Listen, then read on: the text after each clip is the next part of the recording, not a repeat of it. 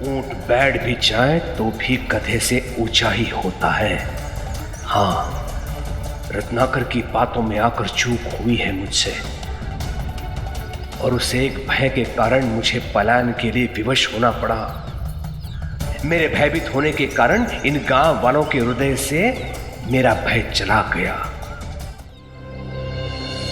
क्या हो रहा है यहाँ पे? पता नहीं अध्यापक जी, लेकिन सुना है शास्त्री जी कोई फरमान लेकर आए हैं।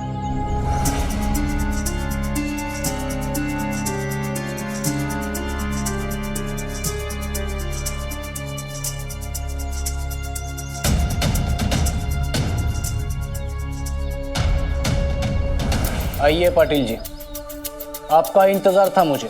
क्या बात है शास्त्री जी, क्या हुआ?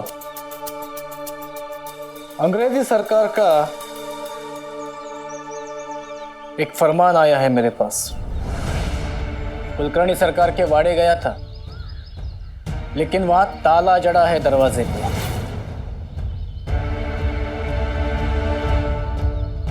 वैसे यह फरमान मुझे कुलकर्णी सरकार को ही देना था, लेकिन अब उनके गैर हाजिरी में इस पूरे शिरडी में आपसे ज्यादा जिम्मेदार और कोई नहीं है। इसलिए ये फरमान मैं आपको सौंपता हूं, लीजिए।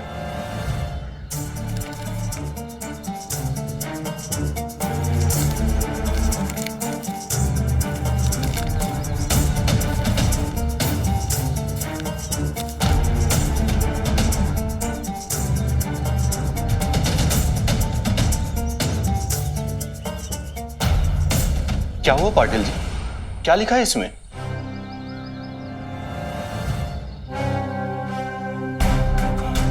ब्रिटिश सरकार महारानी विक्टोरिया की ताजपोशी की सालगिरह हिंदुस्तान में मना रहे हैं। अंग्रेजी हुकूमत ने सारे प्रांतों को यह आदेश दिया है कि महारानी को एक तोहफा प्रस्तुत करें,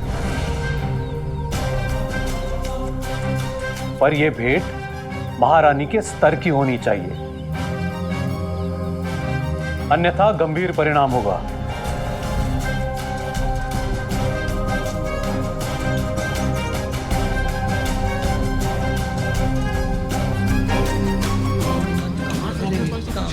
शांत हो जाइए, आपकी चिंता जायज है। मैं आपकी पीड़ा समझता भी हूं, लेकिन उपहार देने के सिवा आपके पास और कोई विकल्प नहीं है। आदेश की पूर्ति होना जरूरी है। क्या देना है, कैसे देना है, यह आप सब लोग मिल बैठकर तय कीजिए। अब हम क्या करें? कहां से देंगे उपहार और क्या देंगे? कुछ नहीं होगा बेटा, तुम्हें कुछ नहीं होगा। संभाल कर लाओ। साईं, साईं।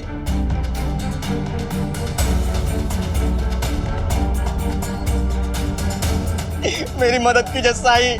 देखिए ना मेरे बेटे को, न जाने इससे क्या हो गया है।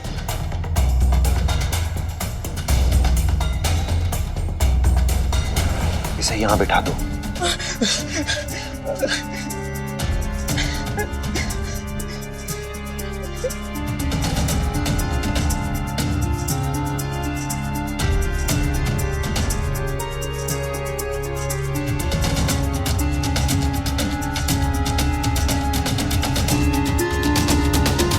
इसे चोट लगी है या फिर इसने कुछ खाया है? पता नहीं साईं, मुझे लगा ये भी थोड़ी देर बाद दावत में शरीक हो जाएगा, मगर ये पहुंचा ही नहीं। पर जब घर लौटा तो इसे ऐसी हालत में पाया और फिर इसे यहाँ ले आया साईं। साईं, ये ठीक हो जाएगा ना साईं? हाँ, ठीक हो जाएगा, लेकिन उसके लिए मुझे पहले ये पता करना होगा कि इसे हुआ क्या है, इसकी समस्या की वजह क्या है।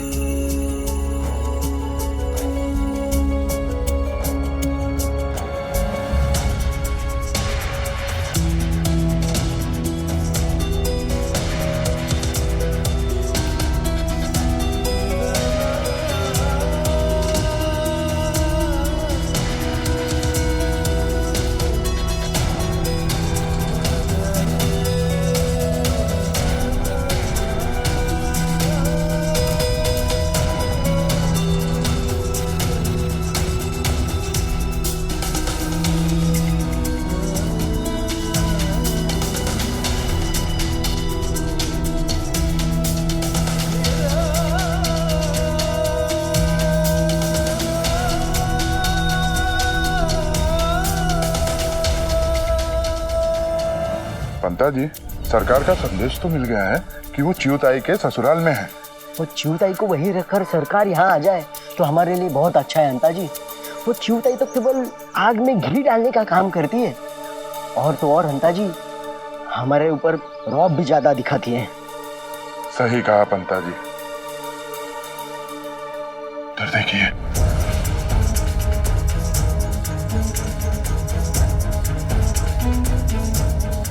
पिछली बार जब शास्त्री जी सरकार के वाड़े पे आए थे तब उसने तीसरा गांव ले लिया और धमकी देके गए थे कि सरकार से शिरडी नहीं संभल रही है। इस बार क्यों आए हैं शास्त्री जी यहाँ? चलिए पता करते हैं।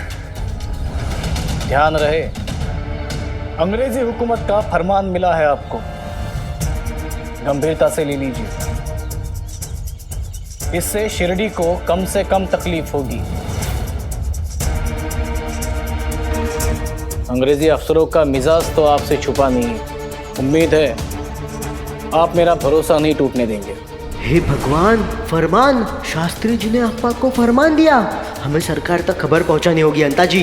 कहीं ऐसा तो नहीं कि शिरडी भी सरकार के हाथ से निकलकर अप्पा जी के हाथों में चली गई?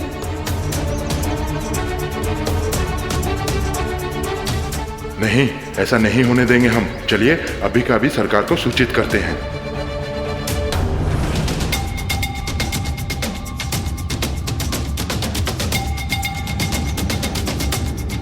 अरे बाप रे, गई भैंस पानी में। अब हमारा क्या होगा पंता जी? कुछ दिनों में आकर हम उपहार लेके जाएंगे।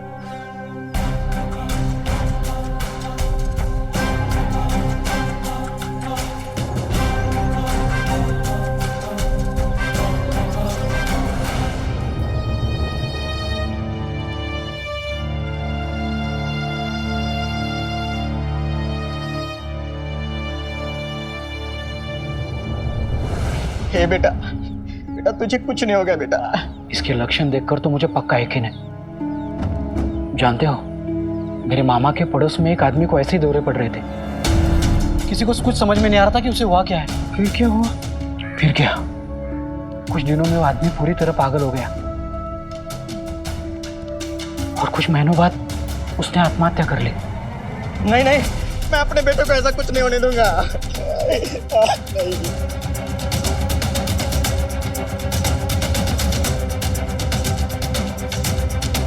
कुछ नहीं होगा इसे, कुछ नहीं।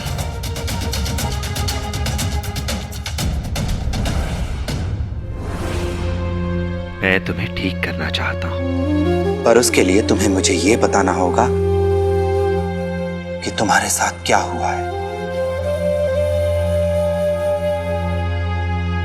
लो लो, ये पानी पी लो। जब जीवन में दुख का अंधियारा छाए, मन में सदा श्रद्धा की ज्योत जलाए, विश्वास मन का तुझको पार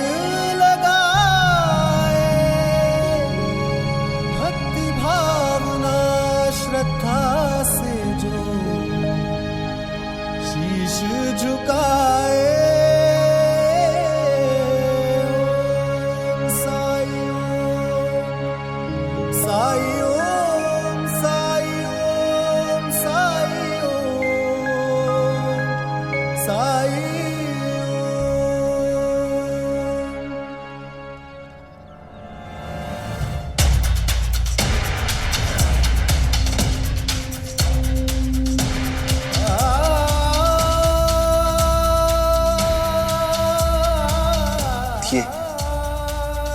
ये अपनी तकलीफ बता नहीं पा रहा है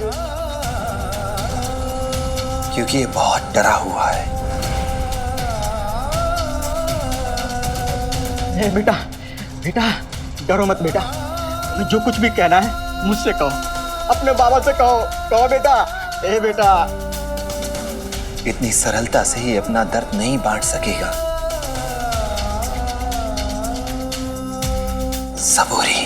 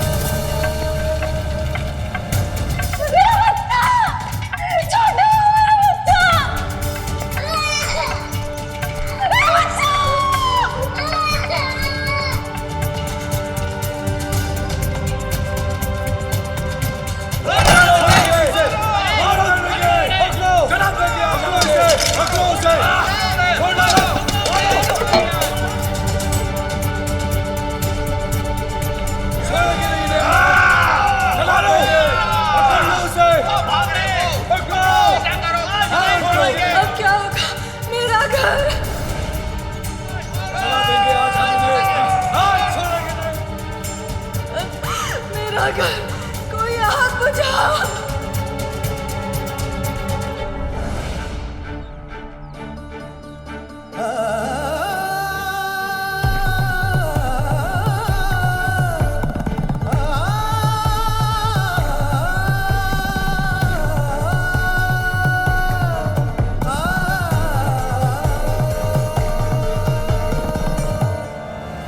दंगे फसाद में हुई क्रूरता, नृशंसता और तबाही से बहुत गहरा सदमा पहुंचा है इसे।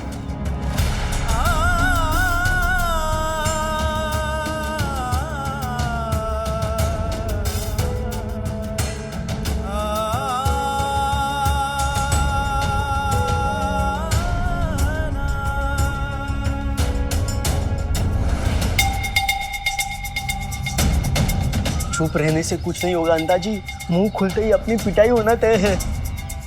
लेकिन हम इतना तो सुनिश्चित कर सकते हैं ना कि कम से कम चोट पहुंचे हमें। इसलिए हंता जी, चोट पहुंचाने वाले सभी धारदार, भारी और नोकीले सामानों को, हथियारों को हम पहले ही छुपा देते हैं। क्यों हंता जी? हाँ पंता जी। चलिए। हाँ।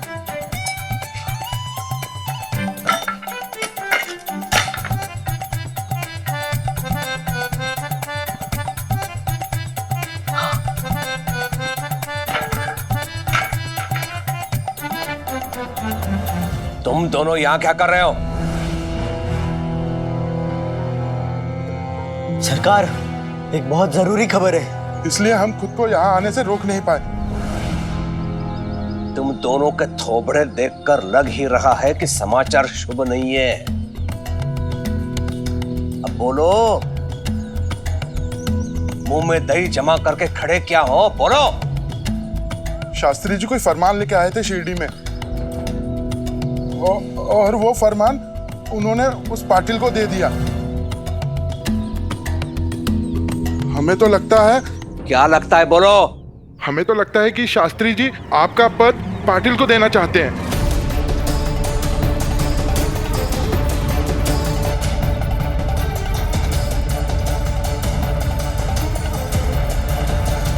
ये क्या कह रहे हो तुम? कह नहीं रहा हूं सरकार, जो सुना जो देखा वही बता रहा हूं। वो शास्त्री जी और वो पाटिल बहुत घुल मिल के बातें कर रहे थे। सरकार, इसमें हमारी कोई गलती नहीं है। आपके शिरडी से पलायन के बाद वहाँ के लोग बड़े खुश हैं, मिलजुल कर खुशियां मना रहे। और तो और सरकार, हमने उनको डराने की कोशिश भी की, लेकिन कोई डरा ही नहीं। हरिओम। अभी के अभी शिरडी के लिए प्रस्थान करेंगे हम। जाने की तैयारी करो। जी सरकार। शिरडी? दादा, मैंने शिरडी सुना। शिरडी कहाँ ना दादा तुमने? क्या हम शिरडी जा रहे हैं? दादा चलो ना यहाँ से, मैं अब यहाँ और नहीं रह सकती दादा, मुझे अपने साथ ले चलो दादा। हाँ चलो, तुम भी चलो। मैं अभी आई अपना सामान लेकर। रुको। देखिए, मुझे यहाँ रुकने के लिए मत कहिएगा। हाँ, मैं तुम्हें रुकने के लिए नहीं कहूंगा।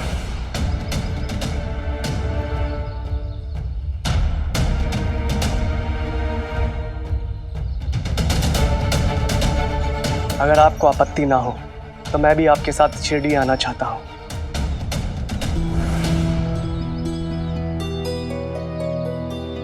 ताकि चीहू के साथ और समय बिता सकूं। इसे लगता है कि मैंने हमारे वैवाहिक जीवन को बचाने की कोशिश नहीं की और मैं इस आरोप के साथ अब और नहीं रह सकता। इसलिए अब मैं हमारे वैवाहिक जीवन को बचाने के लिए जो कुछ भी हो सकता है वो करने के लिए तैयार हूं।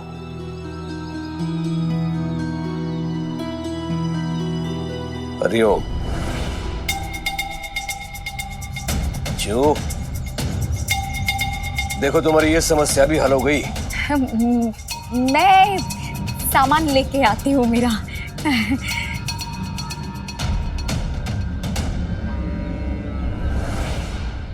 भाई, अब आपकी बहू को साथ में लेकर ही लौटूंगा। आशीर्वाद दीजिए। जाता हूं। जाता हूँ नहीं कहते, कहो आता हूँ। जल्दी आता हूं।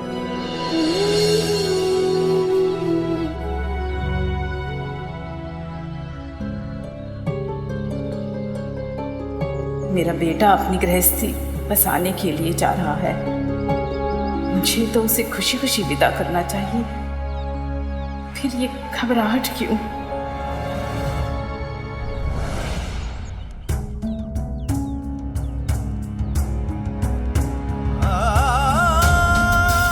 साईं, ये ठीक हो जाएगा ना साईं? आपके द्वार से कोई निराश नहीं लौटा है साईं। भगवान के लिए मुझे बताइए, मेरा बेटा ठीक हो जाएगा ना? इसे ठीक कर देंगे ना साईं?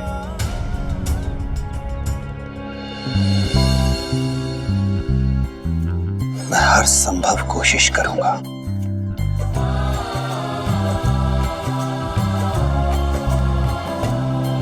बांधी तूने सर पर कफनी,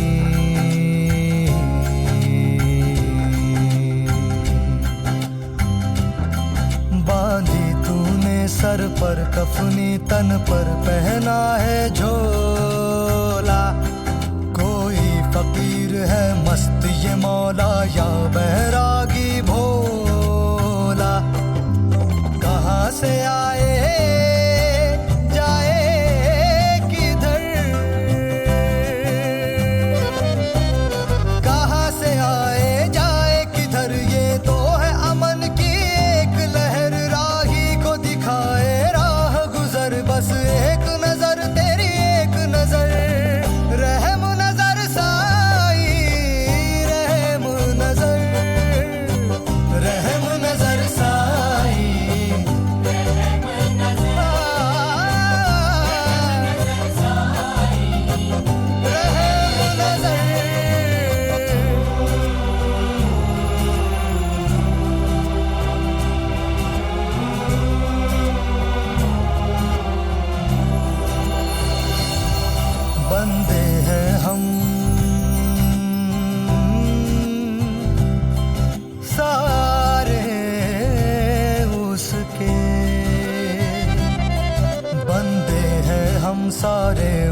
के सबका मालिक एक, श्रद्धा और सबूरी रख कर काम किए जाने कोई भी राह बाबा, बेटा बेटा ठीक हो गया तू बेटा। साईं, साईं मेरा बेटा ठीक हो गया साईं। जिसके हृदय में दया भरी हो, करुणा मैं जो सर्वोपरि हूँ, निर्बल का जो बने सहारा, हृदय वही तो हरि का धाम। हरे कृष्णा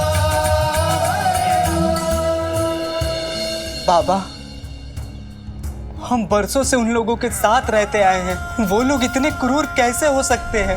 कैसे वो लोगों को मार काट रहे थे, घरों को लूट रहे थे। मैं ये सब भुला नहीं पा रहा हूं। भूलने की जरूरत भी नहीं है, क्योंकि अगर भूल जाएंगे तो फिर सीखेंगे कैसे कि क्या गलत हुआ था।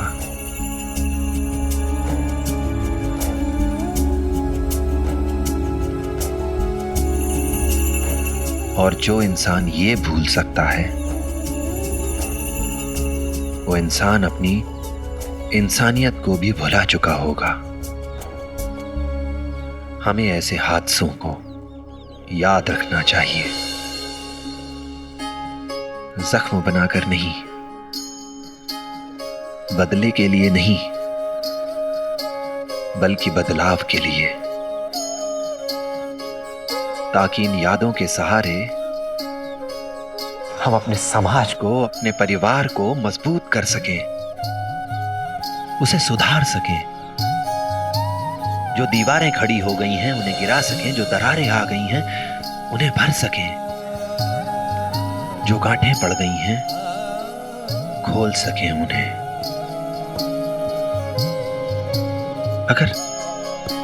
अगर हम ऐसे हालात से डरेंगे तो ये बार बार हमारे सामने आएंगे।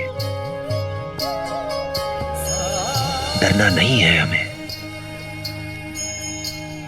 हमें सामना करना है मिलकर। देखिए, घबराने से कुछ नहीं होगा। फरमान के मुताबिक तोहफा लौटाने के लायक नहीं होना चाहिए। मुझे लगता है कि हमें ऐसा तोहफा देना चाहिए जो हमारे हैसियत के बराबर हो, जो ज्यादा कीमती भी ना हो लेकिन बेजोड़ हो और अनमोल हो। अगर आपके मन में कोई सुझाव हो तो हमें बताइए।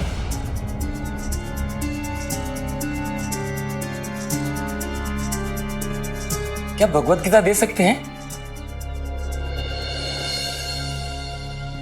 सुझाव अच्छा है, मगर महारानी को सिर्फ अंग्रेजी आती है, गीता उनके समझ में नहीं आएगी।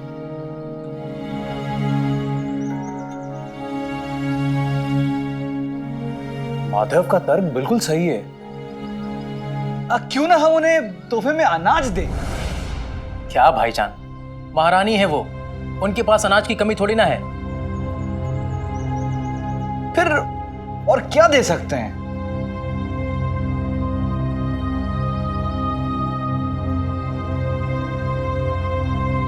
क्या हम उन्हें पीतल की समई दे सकते हैं? अरे नहीं, वो हमारे जैसे पूजा पाठ थोड़ी करते हैं। देखिए, हमें कुछ और सोचने की जरूरत है। आपके द्वारा सुझाए गए उपहार हमारे लिए मूल्यवान है, लेकिन उनके लिए बेकार। और फरमान में यह कहा गया है कि उपहार महारानी जी को पसंद आना चाहिए। अगर उसमें कुछ ऊंच नीच हो गई तो ब्रिटिश सरकार हमें दंडित कर सकती है।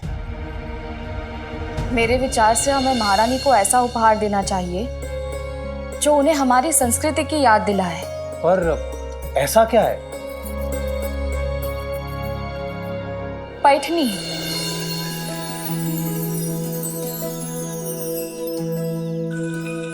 हाँ, हम उपहार में पैठनी दे सकते हैं। पैठनी साड़ी जो हमारे संस्कृति की पहचान है। हाँ भाई साहब, इस प्रांत की पहचान है पैठनी, और मेरे विचार से महारानी के पास पैठनी नहीं होगी।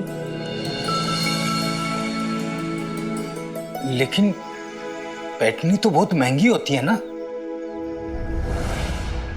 उसकी चिंता आप सब बिल्कुल ना करें। बस पाटिल जी, कच्चे सामान का इंतजाम आप करवा दीजिएगा। मैं अपने हाथ से बुन दूंगी पैठनी। हम लोग मदद करेंगे बुनने में रिहाना की।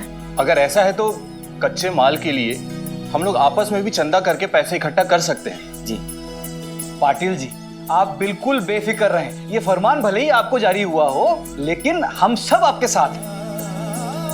क्यों भाइयों? हाँ। धन्यवाद। तो फिर तय हुआ कि हम महारानी को पैठनी देंगे।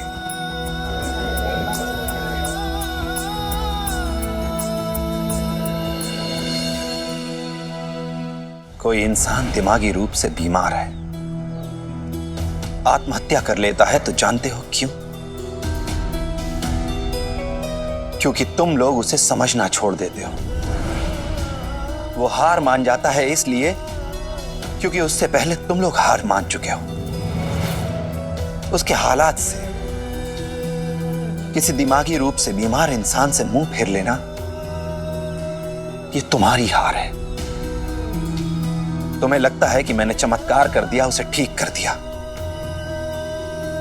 लेकिन इस चमत्कार का रहस्य क्या है? यह सोचा है कभी?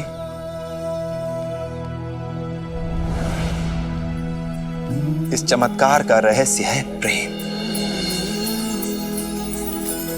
प्रेम को लोगों के साथ जुड़ने का आधार बनाओ, क्योंकि जब तक तुम प्रेम को लोगों से जुड़ने का आधार नहीं बनाओगे, लोग पराये ही रहेंगे।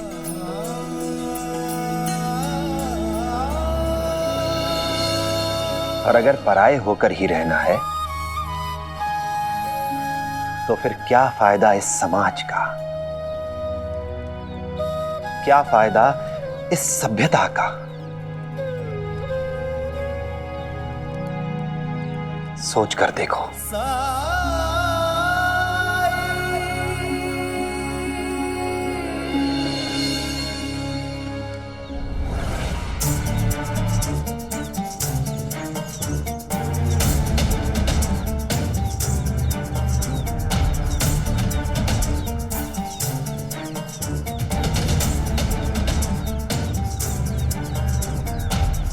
ये हटा तेरी गाय को सामने से। हाँ हाँ, जा रहे हैं।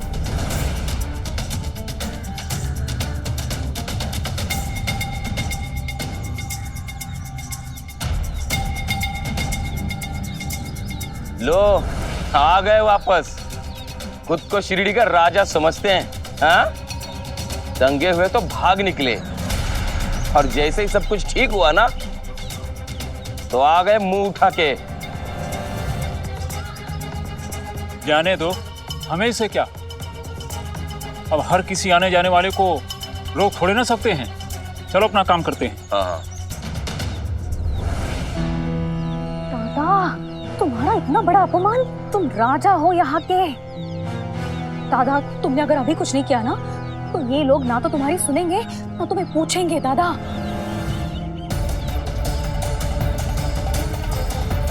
ऊंट बैठ भी जाए तो भी गधे से ऊंचा ही होता है।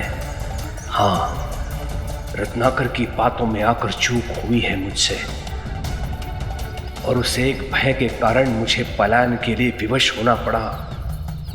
मेरे भयभीत होने के कारण इन गांव वालों के हृदय से मेरा भय चला गया। मेरे लिए जो सम्मान था वो चला गया।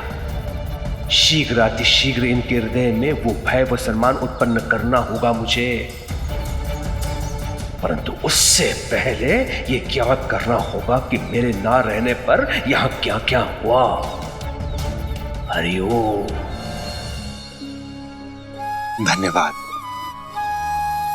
चलता हूं साईं। राम जी भला करें।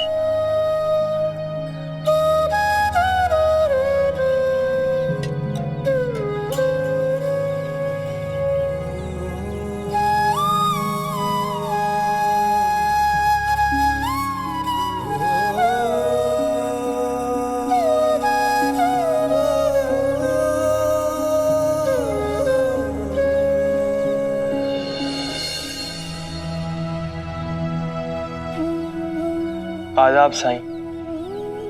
राम जी भला करें। कहो कैसे आना हुआ? साईं, आपने मुझे सिखाया था, ज्ञान दिया था कि शादी के बाद मैं अपनी जिंदगी के सबसे अहम दौर में कदम रखूंगा, जहां शादीशुदा जिंदगी में एक दूसरे को समझने की जरूरत होगी, एक दूसरे को खुश रखने की कोशिश करनी होगी।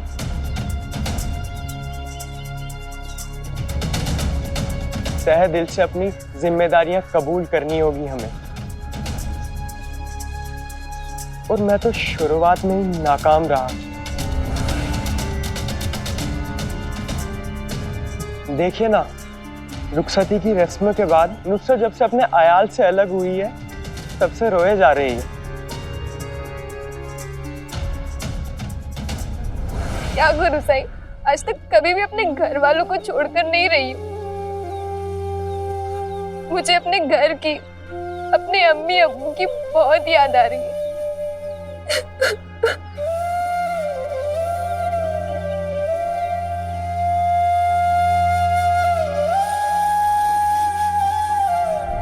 मैंने बहुत कोशिश की इसे समझाने की, बहलाने की, शांत कराने की, लेकिन जब हार गया तो आपके पास ले आया साईं। तुमने देखा कैसे मैंने इस नन्हे पौधे को एक जगह से दूसरी जगह पर लगाया।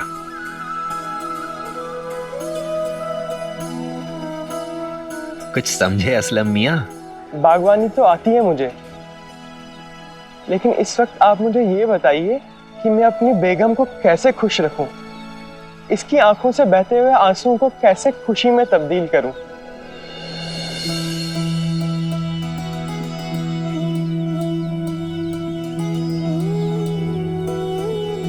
असलम, अगर बागवानी जानते हो तो ये भी समझते होगे कि किसी पौधे को एक जगह से निकालकर किसी दूसरी नई जगह पर रोपना ये एक कठिन प्रक्रिया है।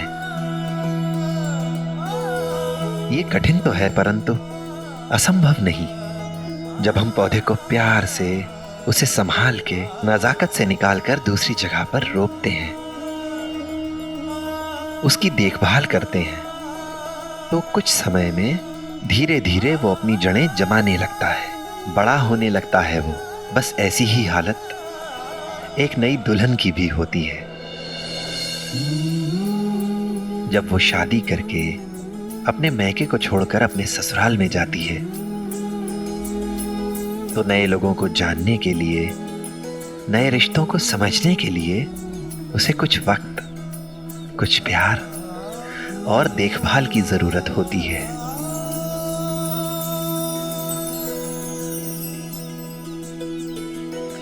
आओ मेरे साथ।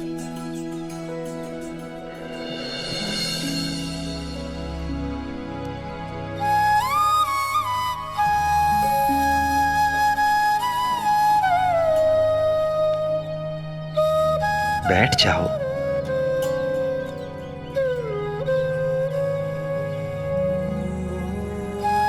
जानते हो असलम, जब कोई लड़की निकाह के बाद विदा होके अपने मैके से अपनी ससुराल आ जाती है, तो वो उसके लिए एक नई दुनिया, एक नया संसार ही तो होता है।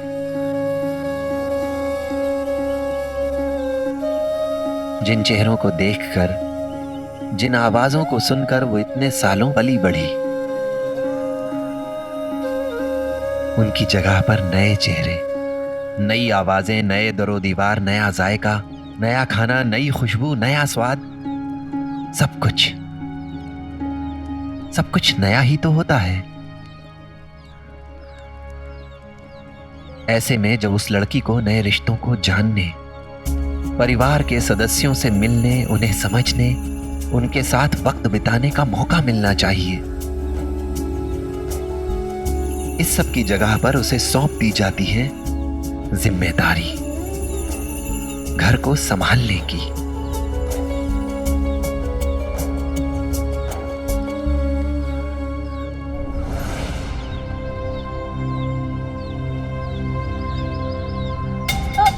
लो देखो केशव आ गया। क्या हुआ भीमा?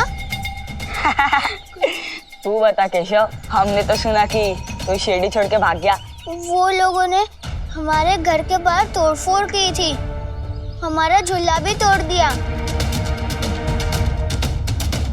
हम लोगों के घर जला दिए, फिर भी हम नहीं भागे। और तुम्हारे घर का झूला तोड़ दिया तो तुम भाग गए? डरपोक कहीं के।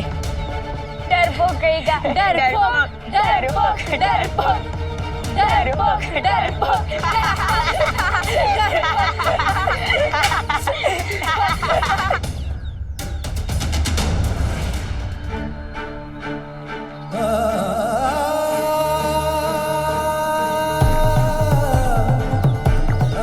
मुझे माँ के बिना अकेले नहीं आना चाहिए था। यहाँ तो सब मेरी खिल्ली उड़ा रहे हैं और माँ भी नहीं है मेरे साथ।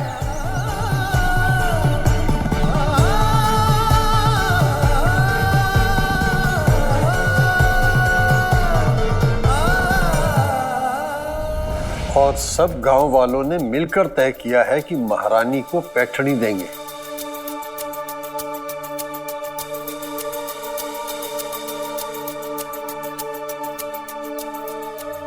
केशव,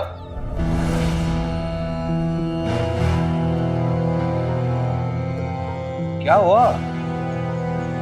इधर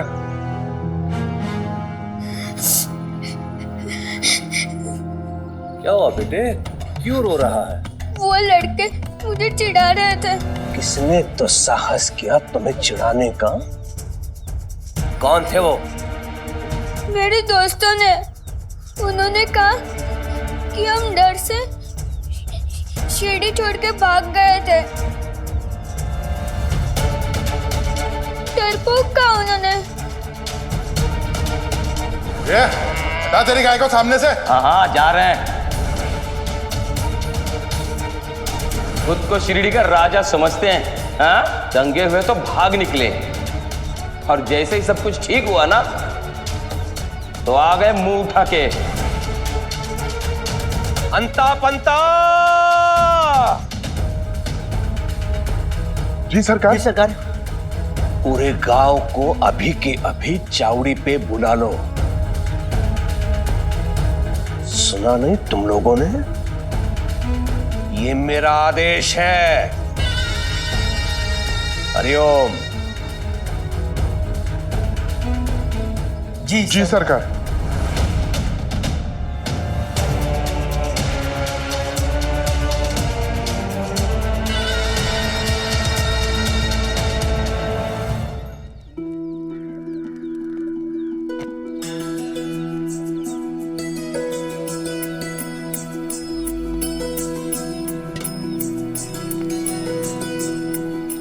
लेकिन सच तो ये है कि जिम्मेदारी उठाने का जज्बा किसी पर थोपा नहीं जा सकता।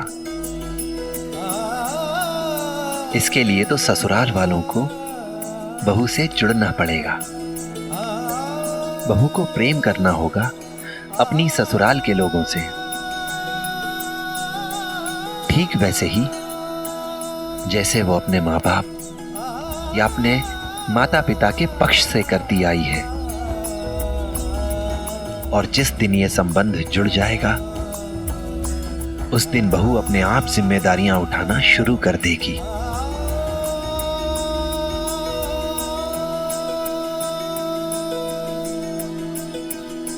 लेकिन इस जुड़ाव की शुरुआत ससुराल वालों को करनी होगी। उन्हें यह समझना होगा कि आने वाली नई बहू उनके बेटे की अर्धांगिनी है, उसकी दासी नहीं है। उसे परिवार के अन्य बच्चों की तरह ही सम्मान देना होगा, बराबरी का दर्जा देना होगा।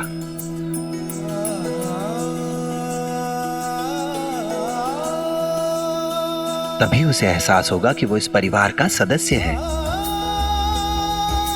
किसी समस्या के बारे में जैसे हम अपने बच्चों से सलाह मशवरा करते हैं, उनसे राय लेते हैं, वैसे ही बहू से भी लेनी होगी।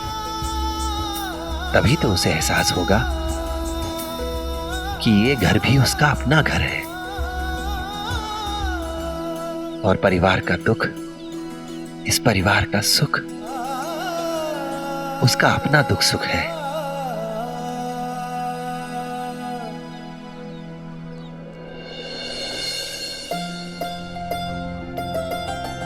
असलम, अब तुम पर दोहरी जिम्मेदारी है। जितनी फिक्र तुम अपने अम्मी अब्बू की करती हो, अब तुम्हें उतनी ही फिक्र नुसरत के अम्मी अब्बू की भी करनी चाहिए। ये कभी मत सोचना कि नुसरत निकाह कर कर तुम्हारे घर आ गई है तो अब वो अपने अम्मी अब्बू को भूल जाए। असलम, नुसरत, अब तुम दोनों पर दोनों परिवारों के बीच संतुलन बनाए रखने का दायित्व है। बहुत बड़ी जिम्मेदारी है।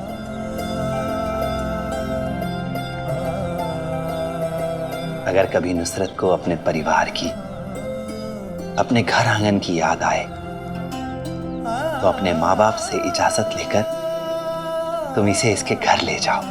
इससे इन्हें भी अच्छा लगेगा और सारे परिवार को भी। सब एक दूसरे को देख लेंगे तो तसल्ली हो जाएगी। जरूर साईं, मैं पूरी कोशिश करूंगा कि मैं जल्दी नुसरत को उसके मायके ले जाऊं। अब मन हल्का हुआ ना?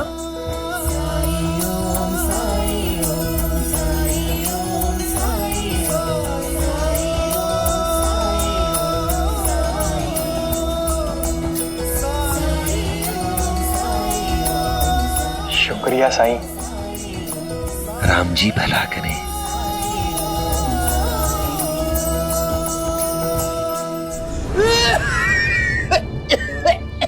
मेरी बात का बाबा के लिए कोई महत्व नहीं है साईं। अरे महीने भर से तबीयत खराब है, लेकिन ना कोई औषधि लेंगे और ना कोई परहेज करेंगे।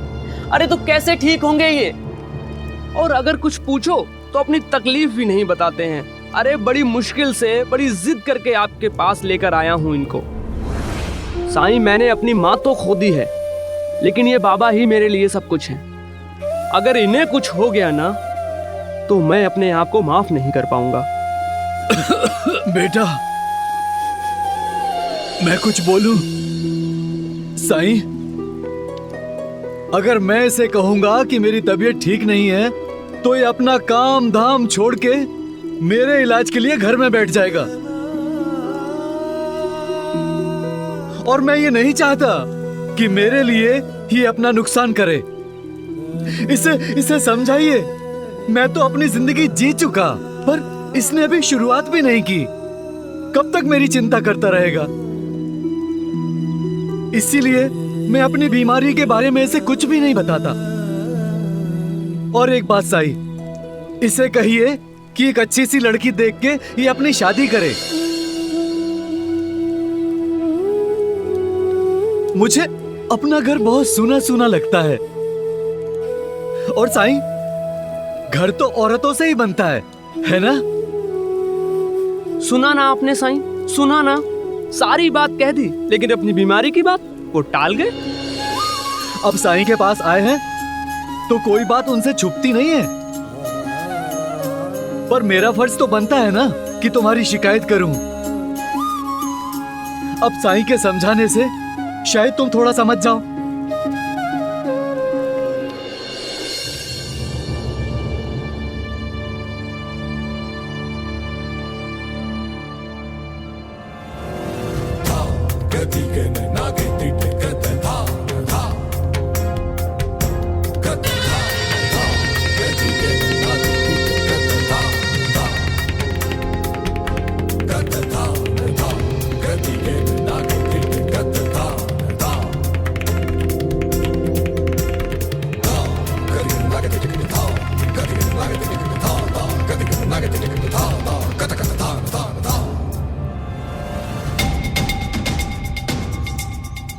पाटिल जी, सुना है मेरे लिए आए आदेश को आपने ले लिया। जी हाँ, शास्त्री जी ने ही हमें यहाँ चावड़ी में बुलाया था और उन्होंने ये फरमान मुझे दिया। उन्होंने कहा था कि गांव के मुखिया को ये दिया जाएगा। अच्छा, पर आप गांव में थे नहीं, इसलिए उन्होंने ये मुझे दिया। ये रहा फरमान।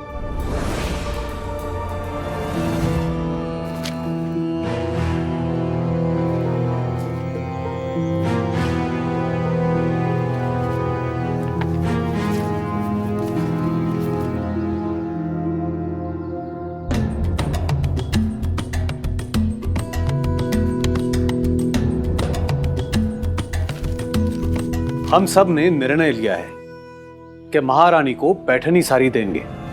कौन सी साड़ी? पैठनी साड़ी।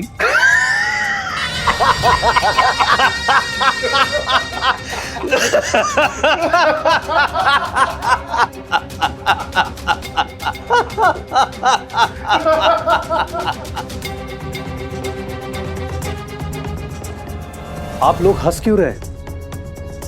मैंने हंसने वाली तो कोई बात नहीं की। हरिओम, उपहास कर भी नहीं सकते आप पाटिल जी, क्योंकि उसके लिए बुद्धि की आवश्यकता होती है। और यदि वो आप लोगों के पास होती तो ऐसा उपहार देने का निर्णय आप लोग नहीं लेते।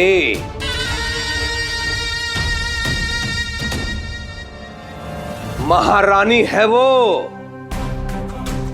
अंग्रेजों की महारानी। आधी दुनिया पर उसकी हुकूमत चलती है। क्या वो तुम्हारी पैठनी पहन के लंदन घूमेगी? सारे वारे कुछ नहीं पहनती वो। उसे ऐसा उपहार देना चाहिए जिसे वो पहन सके। ऐसा हम उन्हें क्या दे सकते हैं जो वो पहन सके?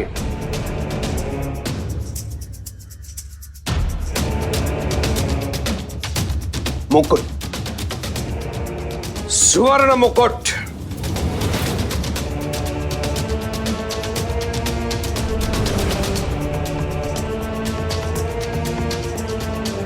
सरकार, वो तो बहुत महंगा होगा। क्या हम कुछ और नहीं दे सकते? कुछ और? कहीं ऐसा तो नहीं है कि आप लोगों को लग रहा है कि मैं सुझाव दे रहा हूं? सुझाव नहीं, ये मेरा आदेश है। संभवतः आप लोगों की स्मरण शक्ति क्षीण हो गई है। मैं शिरडी का राजा हूं, राजा। मेरे आदेश की पूर्ति करना आप लोगों का धर्म है।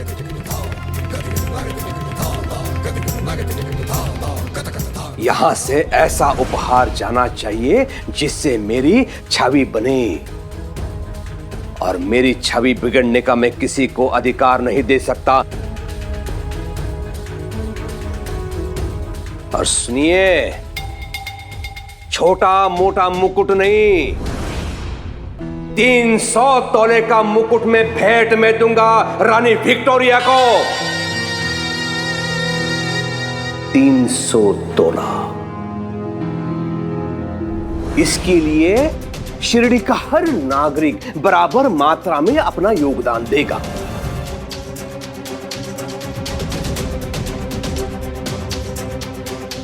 तो गणना के हिसाब से हर घर से 3 तोला सोना चाहिए होगा मुझे।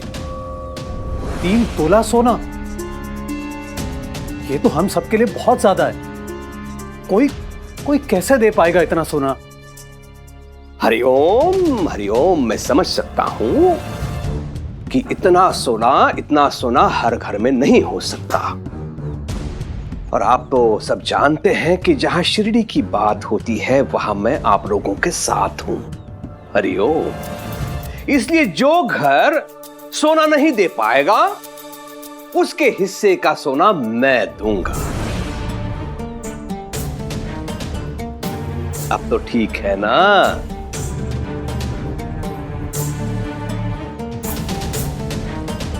आपको अपनी कानों पर विश्वास नहीं हो रहा है ना?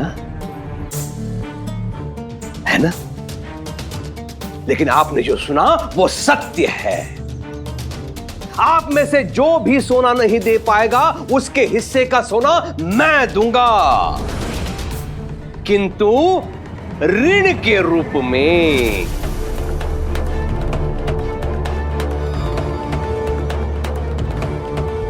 और ऋणी को 5% के दर से ब्याज का भुगतान करना होगा मुझे।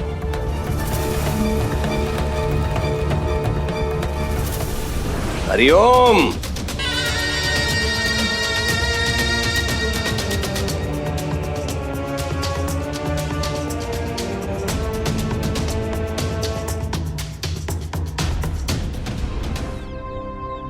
भाईजान, जो भी जमा पूंजी थी असलम की शादी में सब खर्च हो गई। अब 3 तोला सोना हम कहां से लाएंगे?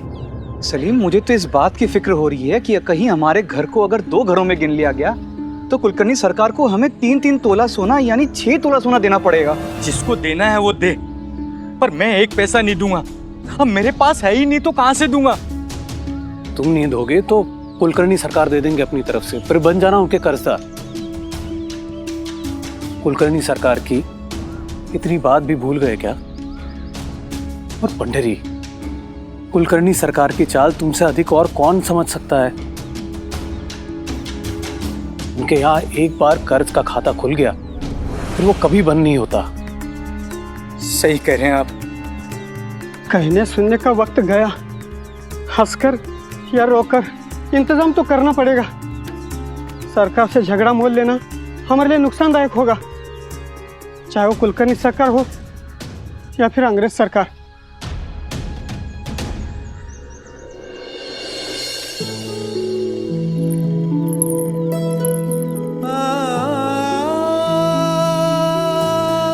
इसे आप देख रहे हैं साईं?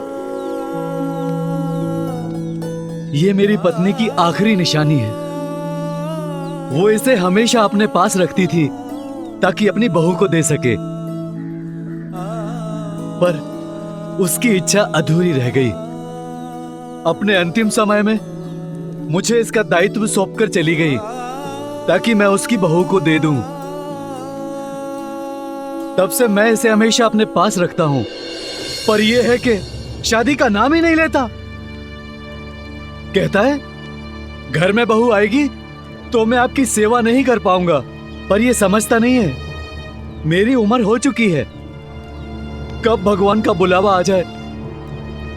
पर मैं ये चाहता हूं कि मेरी पत्नी जो अधूरा काम छोड़कर चली गई है, मैं उसे पूरा करके शांति से उसके पास चला जाऊं।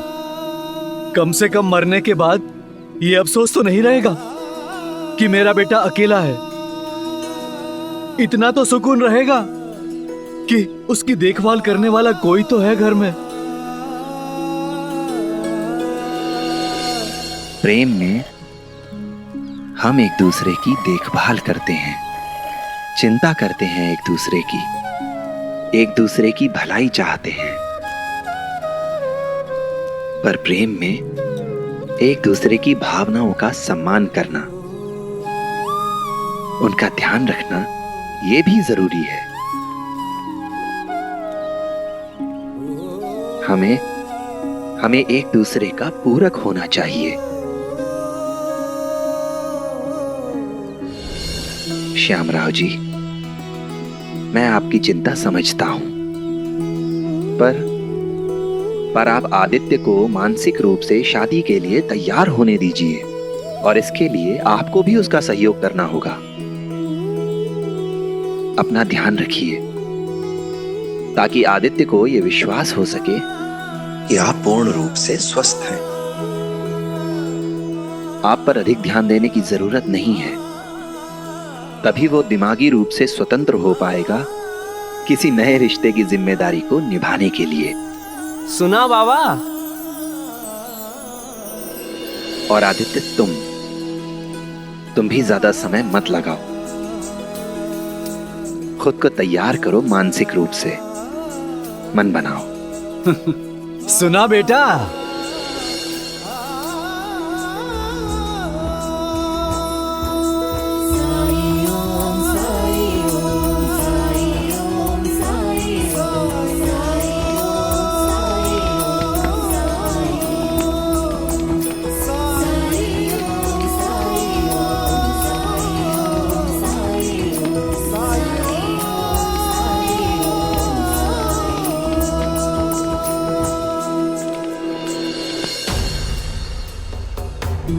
हम लोगों के घर जला दिए, फिर भी हम नहीं भागे, और तुम्हारे घर का झूला तोड़ दिया तो तुम भाग गए। डरपोक कहीं के। डरपोक, डरपोक।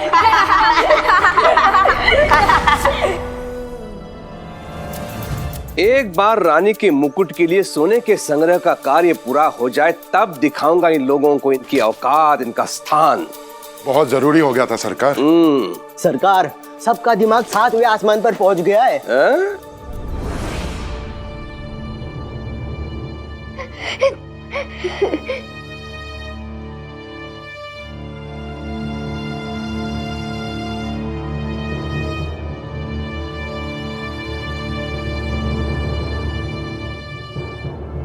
हरिओम हरिओम। केशव, तुम अब भी आंसू बहा रहे हो उन मूर्ख लड़कों के लिए।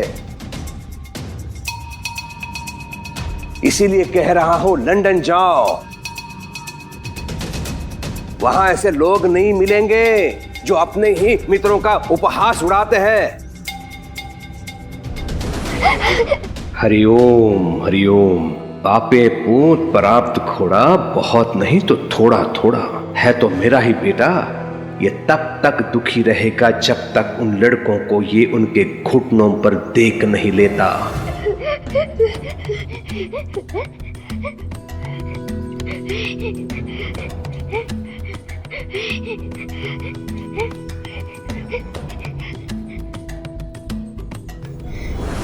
केशव, रो मत बेटा, रो मत। मैं तुम्हें ऐसी वस्तु ला के दूंगा जिसे देखकर जो तुम्हारा मजाक उड़ा रहे हैं ना, वो तुमसे मित्रता करने के लिए गिड़गिड़ाएंगे। सच? हाँ, तुम्हारे चारों ओर घूमेंगे वो। हाँ, लट्टू हो जाएंगे। और तब तुम भी सीख जाओगे कि लोगों को मुट्ठी में कैसे रखा जाता है। हरिओम। हंसो। ये हुई ना बात। हरिओम।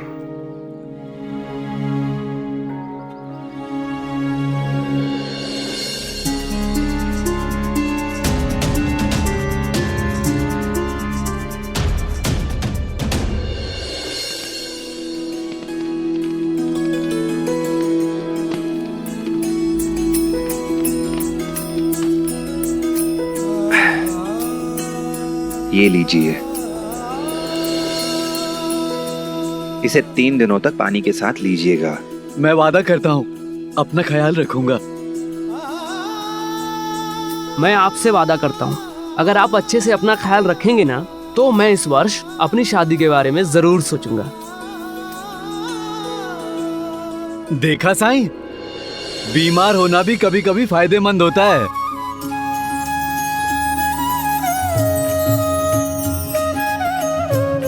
राम जी भला करें।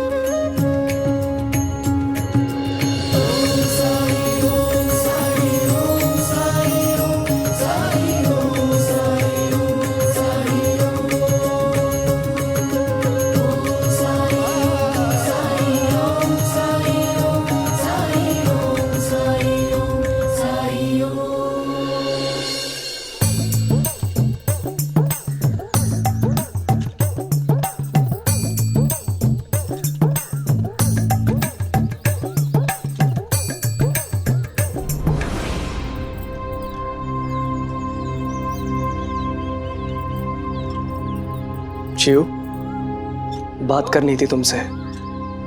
जब से आया हूं तब से मौका ही नहीं मिल पा रहा है।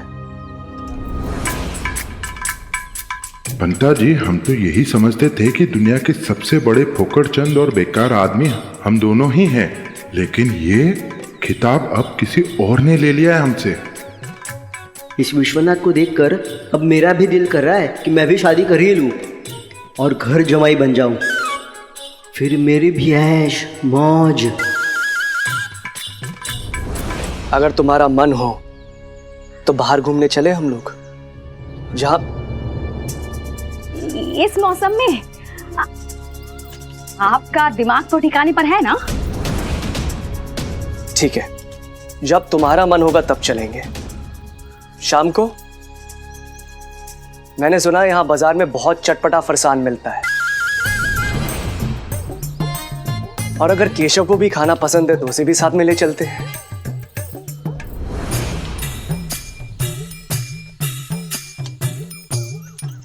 अब क्या गलत कह दिया मैंने? सवाल सही गलत का नहीं है, आपकी समझ का है।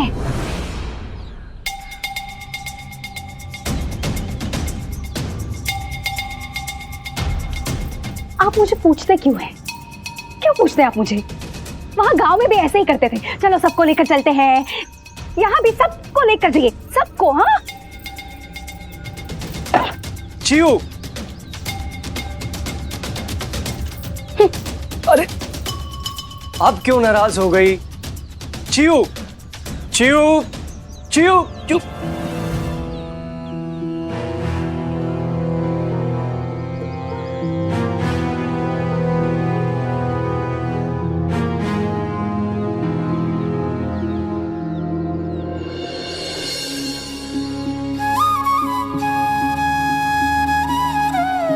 भिक्षा दो माई।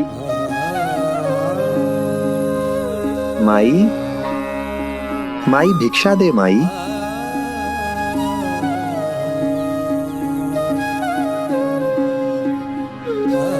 माई भिक्षा दे माई। कोई बात नहीं, अल्लाह मालिक। मेरे बारे में कुछ भी कहा तो मुंह तोड़ दूंगा, समझे? कैसे चुप रहूं? जो मैं कहा सही तो कहा, घर जमाई हो तो घर जमाई कहूंगा। एक और शब्द नहीं, मैं बता रहा हूँ तुमको, मैं बहुत मारूंगा, बता रहा हूँ मैं। कैसे मारोगे तुम? अरे रुको, नहीं मानोगे तुम, नहीं मानोगे, नहीं मानोगे। अरे छोड़ दीजिए आप, अरे रुक जाइए। अरे रुकिए, क्या कर रहे हैं आप लोग? रुकिए, क्यों मार रहे हो उसे? साईं इसी ने शुरुआत की थी, इसी से पूछिए। ये सच है कि मैंने शुरुआत की है, लेकिन कसूर मेरा नहीं, इन लोगों का है। इन लोगों के तानों से मेरा धैर्य समाप्त हो गया। ये लोग मुझे घर जमाई कहकर चिढ़ाते हैं, मुझ पर हंसते हैं, सिर्फ इसलिए कि मैं अपनी पत्नी के घर में रहता हूँ, अपने ससुराल में रहता हूँ।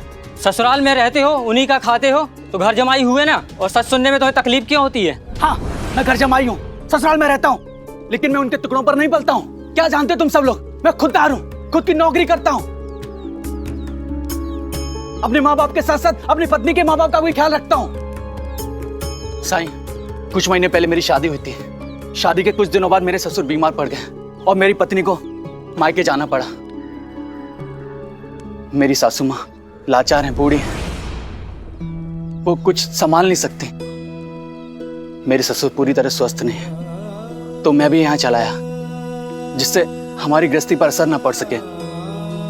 ईश्वर की कृपा से मेरे माता पिता स्वस्थ हैं, तंदुरुस्त हैं, वो अपना ख्याल रख सकते हैं। लेकिन मेरी पत्नी के माता पिता के मामले में ऐसा नहीं है। उन्हें 24 घंटे एक आदमी चाहिए जो उनका ख्याल रख सके, देखभाल कर सके।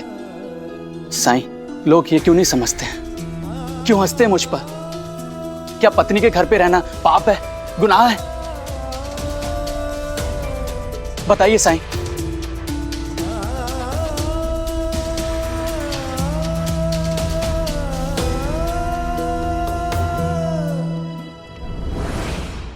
ऐसे और भी मजेदार वीडियो के लिए हमारे चैनल को लाइक, शेयर और सब्सक्राइब करें।